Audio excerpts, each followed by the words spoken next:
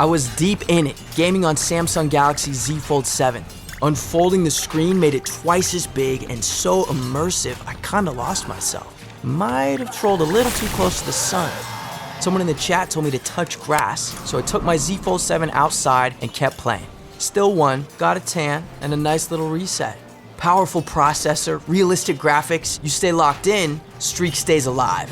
Can your phone do that? The new Galaxy Z Fold 7. Get yours at Samsung.com. Hey, it's Paris. You know I love sparkly things, right? Like stars. Duh. And thanks to Hilton and AutoCamp, I just slept under them. Picture me, serving looks by the fire outside my luxurious Airstream, making s'mores with the kids, while a national park is our backdrop. The great outdoors meets Hilton hospitality. That's hot. Explore all the new ways to stay at Hilton.com. Hilton for the stay. Mint is still $15 a month for premium wireless. And if you haven't made the switch yet, here are 15 reasons why you should. 1, it's $15 a month. 2, seriously, it's $15 a month. 3, no big contrast. 4, I use it. 5, my mom uses it. Are you playing me off? That's what's happening, right?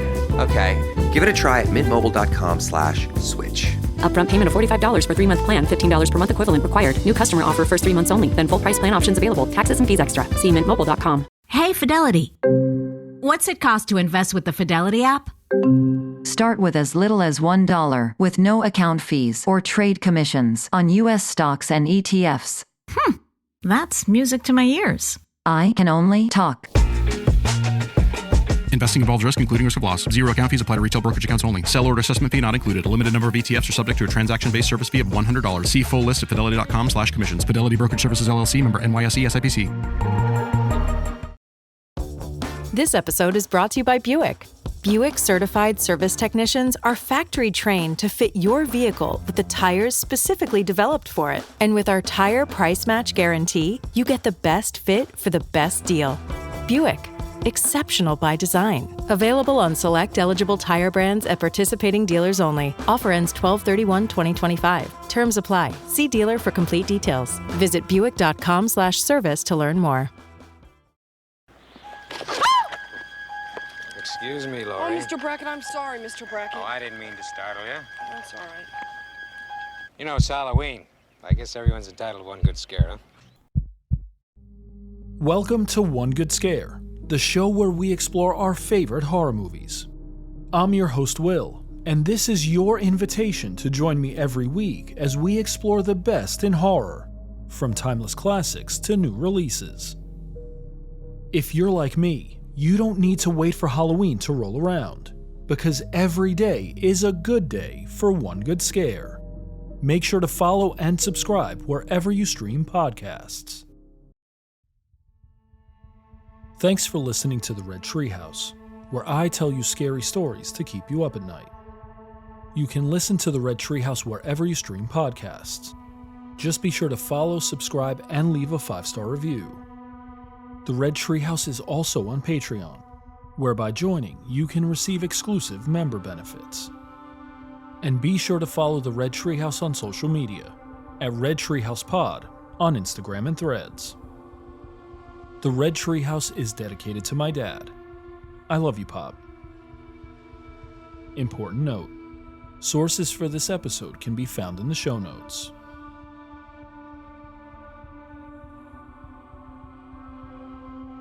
First published in 1912, The Thing in the Hall by E.F. Benson tells the story of two friends, Francis and Louis, both doctors, who tempt fate by conjuring a mysterious entity, leading to terrifying and tragic consequences. So sit back, turn down the lights, pull up the covers, and pay close attention as I read The Thing in the Hall by E.F. Benson. I'm your host, Will. Welcome to the Red Treehouse.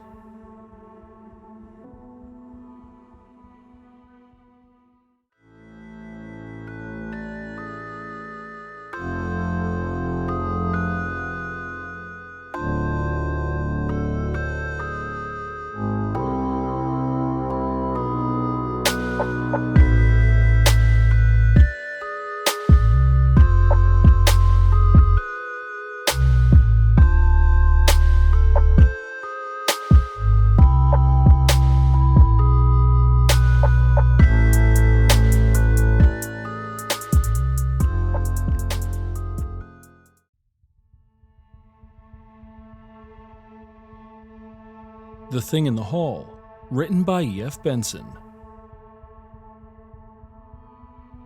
The following pages are the account given me by Dr. Asheton of The Thing in the Hall. I took notes, as copious as my quickness of hand allowed me, from his dictation, and subsequently read to him this narrative in its transcribed and connected form. This was on the day before his death, which indeed probably occurred within an hour after I had left him. As readers of inquests and such atrocious literature may remember, I had to give evidence before the coroner's jury. Only a week before, Dr. Asheton had to give similar evidence, but as a medical expert, with regard to the death of his friend, Lewis Fielder, which occurred in a manner identical with his own. As a specialist, he said he believed that his friend had committed suicide while of unsound mind, and the verdict was brought in accordingly. But in the inquest held over Dr. Asheton's body, though the verdict eventually returned was the same, there was more room for doubt. For I was bound to state that only shortly before his death, I read what follows to him. That he corrected me with extreme precision on a few points of detail, that he seemed perfectly himself, and that at the end he used these words. I am quite certain as a brain specialist that I am completely sane, and that these things happen not merely in my imagination, but in the external world. If I had to give evidence again about poor Lewis, I should be compelled to take a different line. Please put that down at the end of your account, or at the beginning, if it arranges itself better so. There will be a few words I must add at the end of this story, and a few words of explanation must precede it. Briefly, they are these. Francis Asheton and Lewis Fielder were up at Cambridge together, and there formed the friendship that lasted nearly till their death. In general attributes, no two men could have been less alike, for while Dr. Asheton had become at the age of 35 the first and final authority on his subject, which was the functions and diseases of the brain, Lewis Fielder at the same age was still on the threshold of achievement. Asheton, apparently without any brilliance at all, had by careful and incessant work arrived at the top of his profession, while Fielder, brilliant at school, brilliant at college, and brilliant ever afterwards, had never done anything. He was too eager, so it seemed to his friends, to set about the dreary work of patient investigation and logical deductions. He was forever guessing and prying, and striking out luminous ideas, which he left burning, so to speak, to illumine the work of others. But at bottom, the two men had this compelling interest in common, namely, an insatiable curiosity after the unknown, perhaps the most potent bond yet devised between the solitary units that make up the race of man. Both, till the end, were absolutely fearless, and Dr. Asheton would sit by the bedside of the man stricken with bubonic plague to note the gradual surge of the tide of disease to the reasoning faculty with the same absorption as Fielder would study X-rays one week, flying machines the next, and spiritualism the third.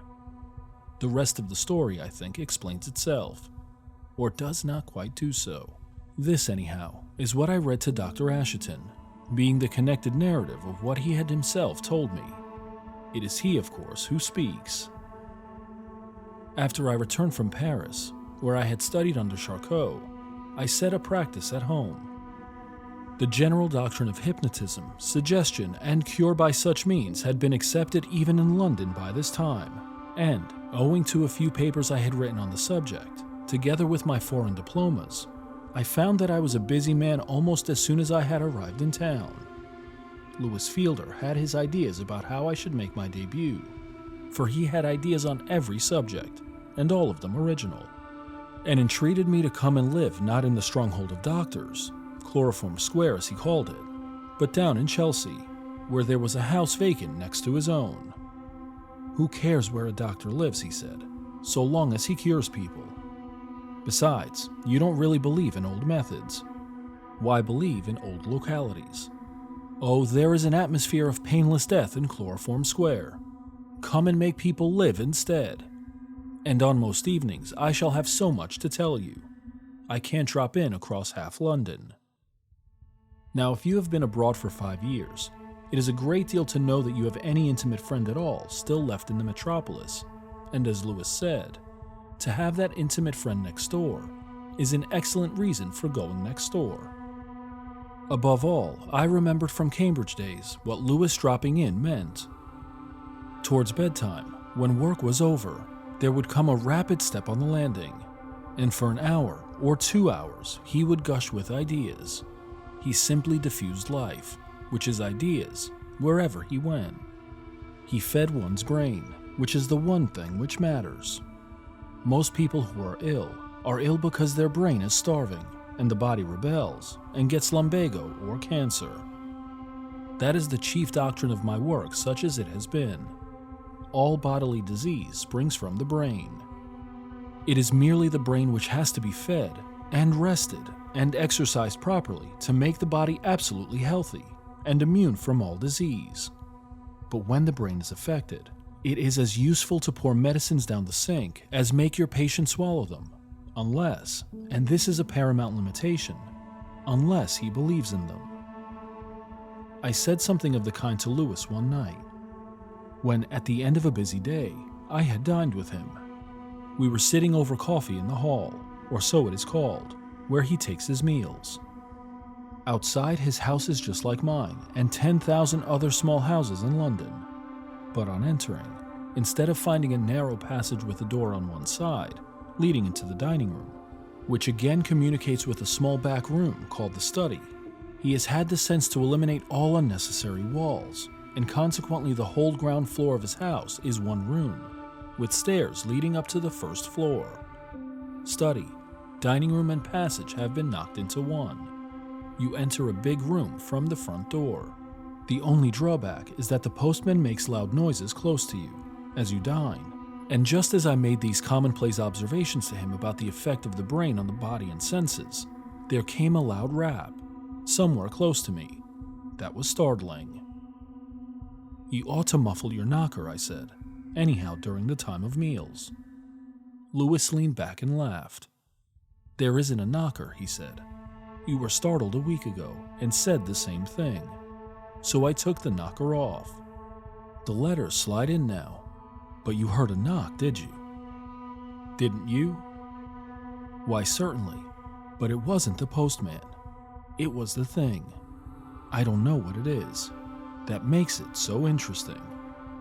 This is Joe Budden. You and I make decisions every day, but on PrizePicks, being right can get you paid. So I'm here to make sure you don't miss any of the action this football season with PrizePicks, where it's good to be right. With millions of members and billions of dollars in awarded winnings, PrizePicks is the best place to put your takes to the test. Plus, the app is really simple to use and available in 40-plus states, including California, Texas, and Georgia. Just pick 2 or more players across any sport. Pick more or less on their projections, and if you're right, you could cash in. With simple stats and fan-friendly policies, PrizePicks is the best place to make your picks. Most importantly, they don't play about your paper. All transactions on the app are fast, safe, and secure. Download the PrizePicks app today and use code SPOTIFY to get $50 in lineups after you play your first $5 lineup. That's code SPOTIFY to get $50 in lineups after you play your first $5 lineup.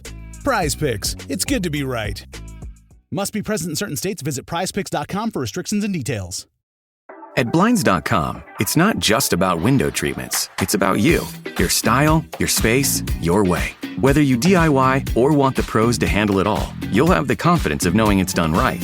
From free expert design help to our 100% satisfaction guarantee, everything we do is made to fit your life and your windows. Because at Blinds.com, the only thing we treat better than windows is you. Shop Blinds.com Labor Day Mega Sale happening now. Save up to 50% site-wide plus a free measure. Rules and restrictions may apply. This episode is brought to you by Progressive Insurance. Do you ever find yourself playing the budgeting game? Well, with the Name Your Price tool from Progressive, you can find options that fit your budget and potentially lower your bills. Try it at Progressive.com. Progressive Casualty Insurance Company and Affiliates. Price and coverage match limited by state law. Not available in all states. Class is now in session. And the UPS Store is here to help you ace arriving on campus. Our certified packing experts can pack everything you need, from desktops to decor. Plus, when you pack and ship with us, you get our exclusive pack and ship guarantee.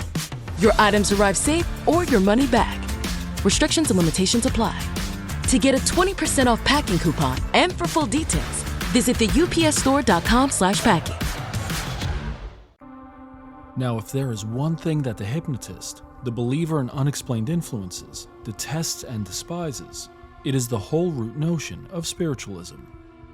Drugs are not more opposed to his belief than the exploded, discredited idea of the influence of spirits on our lives.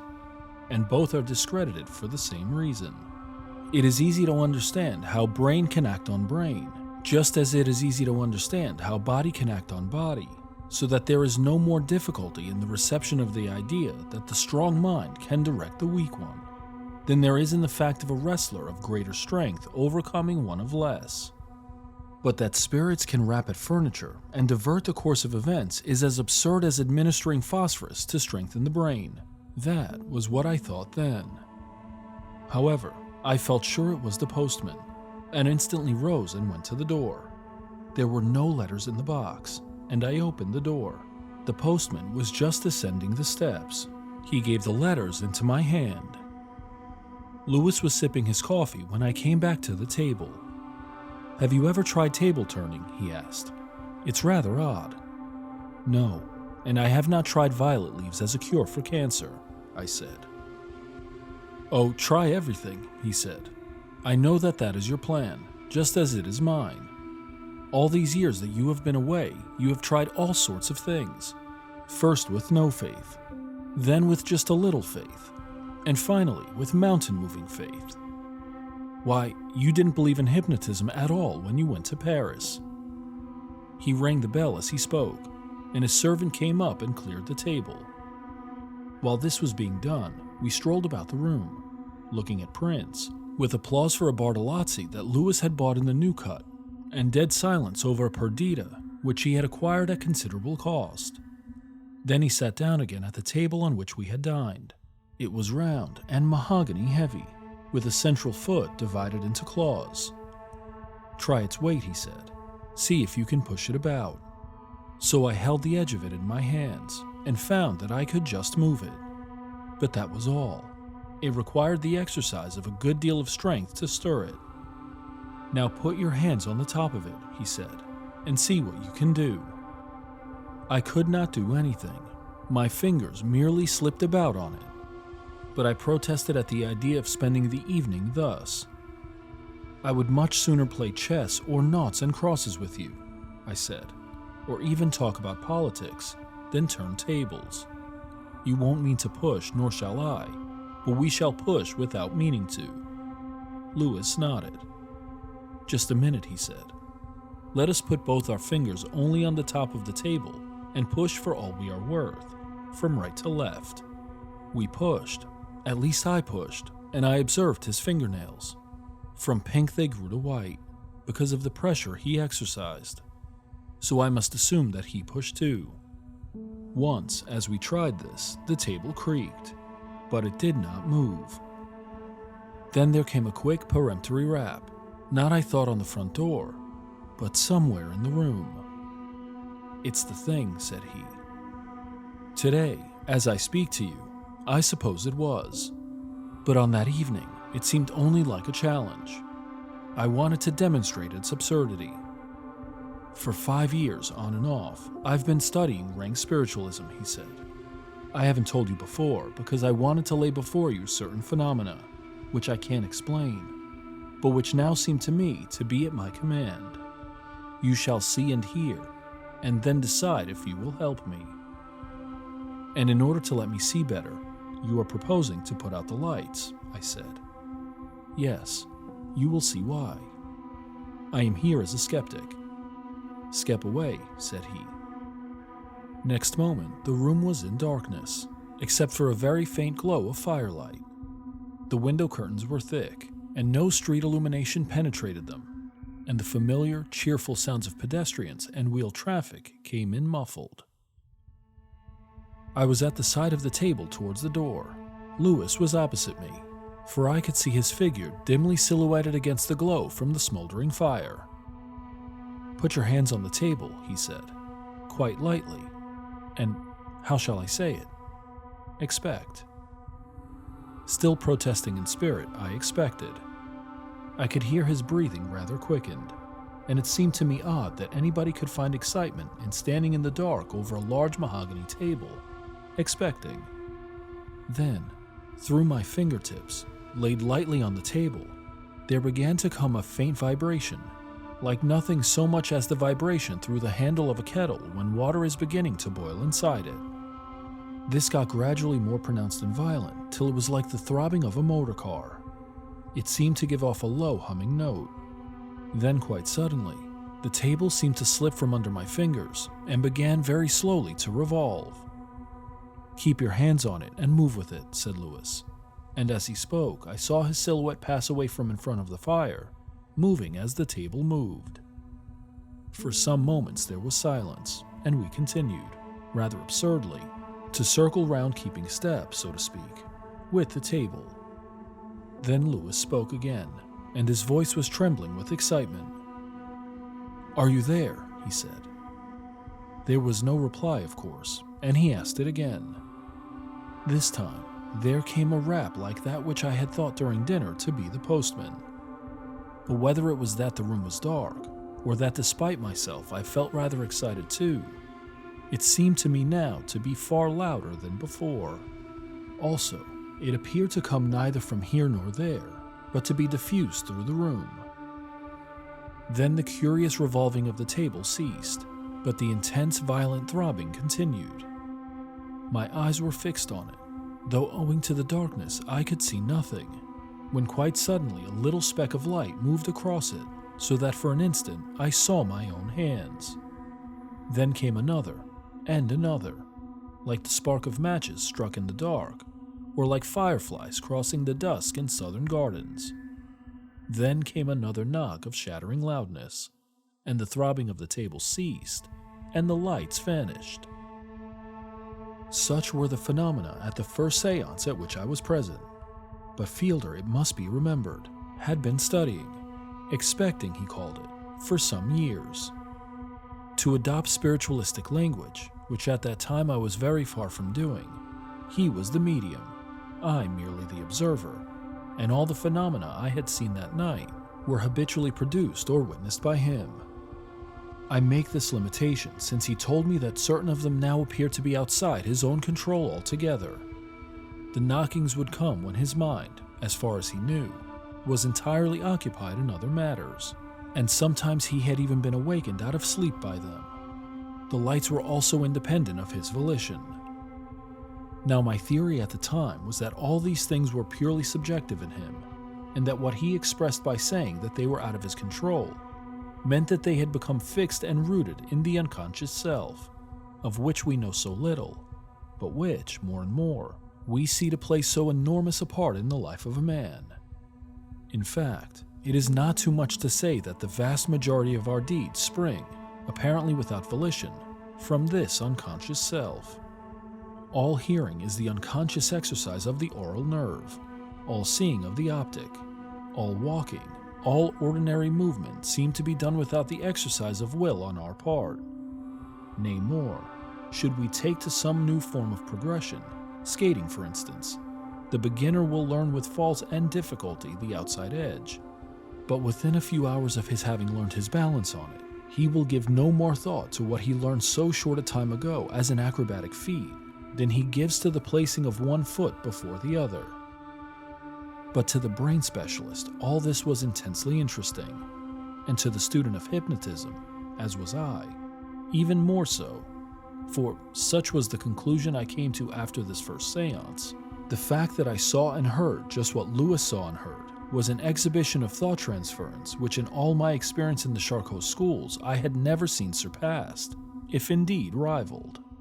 I knew that I was myself extremely sensitive to suggestion, and my part in it this evening I believe to be purely that of the receiver of suggestion so vivid that I visualized and heard these phenomena which existed only in the brain of my friend. We talked over what had occurred upstairs. His view was that the thing was trying to communicate with us.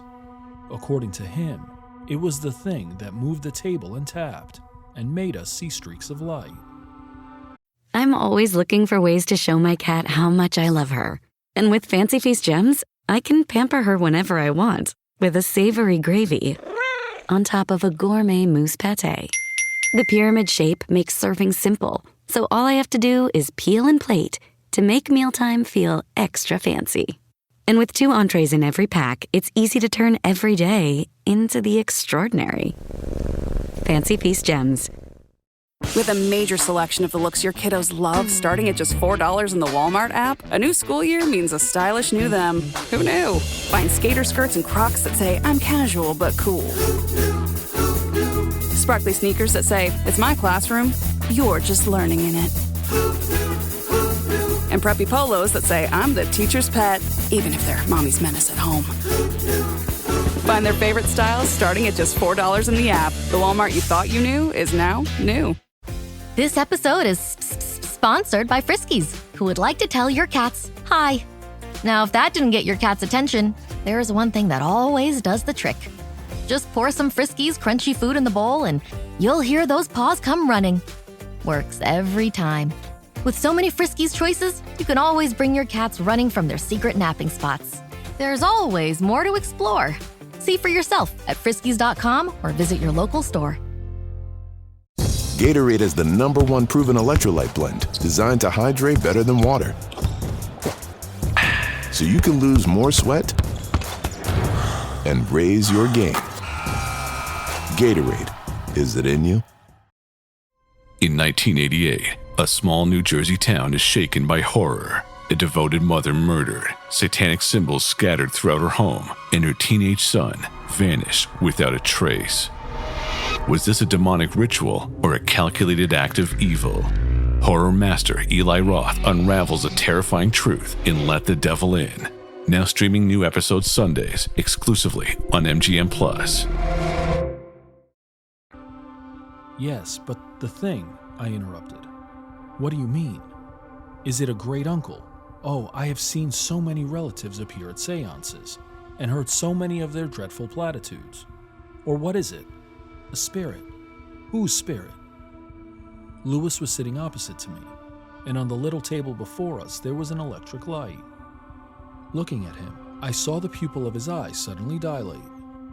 To the medical man, provided that some violent change in the light is not the cause of the dilation, that meant only one thing: terror. But it quickly resumed its normal proportion again. Then he got up and stood in front of the fire. No, I don't think it is a great uncle anybody, he said. I don't know, as I told you, what the thing is. But if you ask me what my conjecture is, it is that the thing is an elemental. And pray explain further, what is an elemental? Once again, his eye dilated. It will take 2 minutes, he said. But listen, there are good things in this world, are there not? And bad things. Cancer, I take it, is bad. And fresh air is good. Honesty is good. Lying is bad. Impulses of some sort direct both sides, and some power suggests the impulses. Well, I went into the spiritualistic business impartially. I learned to expect, to throw open the door into the soul, and I said, anyone may come in. And I think something has applied for admission. The thing that tapped and turned the table and struck matches, as you saw, across it. Now the control of the evil principle in the world is in the hands of a power which entrusts its errands to the thing which I call elementals. Oh, they have been seen. I doubt not that they will be seen again. I did not and do not ask good spirits to come in. I don't want the Church is One foundation played on a musical box, nor do I want an elemental. I only threw open the door. I believe the thing has come into my house and is establishing communication with me. Oh, I want to go the whole hog. What is it? In the name of Satan, if necessary, what is it? I just want to know. What followed, I thought then, might easily be an invention of the imagination. But what I believe to have happened was this. A piano with music on it was standing at the far end of the room by the door, and a sudden draught entered the room, so strong that the leaves turned. Next, the draught troubled a vase of daffodils, and the yellow heads nodded. Then it reached the candles that stood close to us, and they fluttered, burning blue and low. Then it reached me, and the draught was cold and stirred my hair. Then it eddied, so to speak, and went across to Lewis, and his hair also moved, as I could see. Then it went downwards towards the fire, and flames suddenly started up in its path, blown upwards. The rug by the fireplace flapped also. "Funny, wasn't it?" he asked. "And has the elemental gone up the chimney?" said I. "Oh no," said he. "The thing only passed us." Then suddenly he pointed at the wall just behind my chair, and his voice cracked as he spoke. "Look, what's that?" he said. "There on the wall." Considerably startled, I turned in the direction of his shaking finger. The wall was pale gray in tone, and sharp cut against it was a shadow that, as I looked, moved. It was like the shadow of some enormous slug, legless and fat, some 2 feet high by about 4 feet long. Only at one end of it was a head shaped like the head of a seal, with open mouth and panting tongue. Then, even as I looked, it faded, and from somewhere close at hand there sounded another of those shattering knocks. For a moment there was a silence between us, and horror was thick as snow in the air. But somehow neither Lewis nor I were frightened for more than one moment. The whole thing was so absorbingly interesting. "That's what I mean by its being outside my control," he said. "I said I was ready for any visitor to come in. And by God, we've got a beauty." Now I was still, even in spite of the appearance of the shadow, quite convinced that I was only taking observations of a most curious case of disordered brain, accompanied by the most vivid and remarkable thought transference. I believed that I had not seen a slug-like shadow at all, but that Lewis had visualized this dreadful creature so intensely that I saw what he saw. I found also that his spiritualistic trash books, which I thought a truer nomenclature than textbooks, mentioned this as a common form for elementals to take. He, on the other hand, was more firmly convinced than ever that we were dealing not with a subjective, but an objective phenomenon. For the next 6 months or so we sat constantly, but made no further progress, nor did the thing or its shadow appear again, and I began to feel that we were really wasting time. Then it occurred to me to get in a so-called medium, induce hypnotic sleep, and see if we could learn anything further. This we did, sitting as before round the dining room table. The room was not quite dark, and I could see sufficiently clearly what happened. The medium, a young man, sat between Lewis and myself, and without the slightest difficulty, I put him into a light hypnotic sleep. Instantly, there came a series of the most terrific raps, and across the table there slid something more palpable than a shadow, with a faint luminance about it, as if the surface of it was smoldering. At the moment, the medium's face became contorted to the mask of hellish terror. Mouth and eyes were both open, and the eyes were focused on something close to him. The thing, waving its head, came closer and closer to him, and reached out towards his throat. Then, with a yell of panic, and warding off this horror with his hands, the medium sprang up, but it had already caught hold, and for the moment he could not get free. Then simultaneously Lewis and I went to his aid, and my hands touched something cold and slimy. But pull as we could not get it away. There was no firm handhold to be taken. It was as if one tried to grasp slimy fur, and the touch of it was horrible, unclean like a leper. Then, in a sort of despair, I thought I could still not believe that the horror was real, for it must be a vision of diseased imagination. I remembered that the switch of the 4 electric lights was close to my hand. I turned them all on. There on the floor lay the medium. Lewis was kneeling by him with a face of wet paper, but there was nothing else there.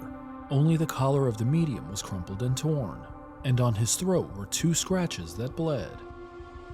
The medium was still in hypnotic sleep, and I woke him. He felt at his collar, put his hand to his throat, and found it bleeding, but as I expected, knew nothing whatever of what had passed. We told him that there had been an unusual manifestation, and he had, while in sleep, wrestled with something.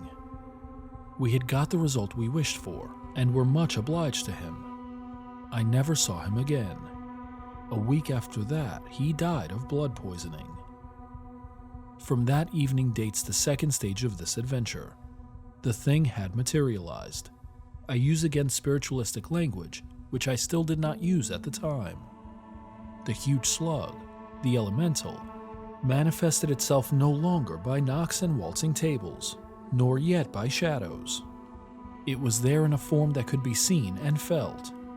But it still, this was my strong point, was only a thing of twilight. The sudden kindling of the electric light had shown us that there was nothing there. In this struggle, perhaps the medium had clutched his own throat. Perhaps I had grasped Lewis's sleeve, he mine. But though I said these things to myself, I am not sure that I believed them in the same way that I believe the sun will rise tomorrow. Now, as a student of brain functions and a student in hypnotic affairs, I ought perhaps to have steadily and unremittingly pursued this extraordinary series of phenomena. But I had my practice to attend to, and I found that with the best will in the world, I could think of nothing else except the occurrence in the hall next door. So I refused to take part in any further seance with Lewis. I had another reason also. For the last 4 or 5 months, he was becoming depraved. I have been no prude or Puritan in my own life, and I hope I have not turned the Pharisaical shoulder on sinners. But in all branches of life and morals, Lewis had become infamous. He was turned out of a club for cheating at cards, and narrated the event to me with gusto. He had become cruel. He tortured his cat to death. He had become bestial. I used to shudder as I passed his house, expecting I knew not what fiendish thing to be looking at me from the window. Then came a night only a week ago, when I was awakened by an awful cry, swelling and falling and rising again. It came from next door. I ran downstairs in my pajamas and out into the street. The policeman on the beat had heard it too, and it came from the hall of Lewis's house, the window of which was open. Together we burst the door in. You'd know what we found. The screaming had ceased but a moment before, but he was dead already. Both jugulars were severed, torn open. It was dawn, early and dusky, when I got back to my house next door. Even as I went in, something seemed to push by me, something soft and slimy. It could not be Lewis's imagination this time. Since then, I have seen glimpses of it every evening. I am awakened at night by tappings, and in the shadows in the corner of my room, there sits something more substantial than a shadow. Within an hour of my leaving Dr. Asheton, the quiet street was once more aroused by cries of terror and agony. He was already dead, and in no other manner than his friend, when they got into the house. What did you think of this classic horror story? Comment or email redtreehousepod@gmail.com. As we turn down the lights on this episode, make plans to join me next time as I read a collection of Poe. I'm your host, Will. Thanks for joining me in the Red Treehouse.